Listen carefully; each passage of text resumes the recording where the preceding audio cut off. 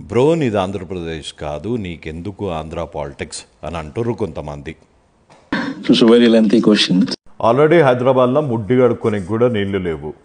మీ friends ఎవరైనా ఉంటే phone చేసి కనుక్కోండి. మియాపూర్, అత్తాపూర్, కొండాపూర్, నిజాంపేట్, కుక్కట్పల్లి ఈ ఏరియాలలో ఎవరినన్నా కనుక్కోండి. పోనీ ఆపర్చునిటీస్ ఉన్నాయా? కుమార్ ఆంటీ, ఆ ఆంటీ, ఈ ఆంటీ, ఛాయ్ ఆంటీ, అందరు ఆంటీలు ఇంపోర్టెడ్ ఫ్రమ్ ఆంధ్ర. కానీ మా పెద్ద పోషెట్ ఏమంటుండో ఈ నుండి జరా సమాచారం అయితే మళ్ళీ జగన్ గారు గెలుస్తారని వస్తున్నది.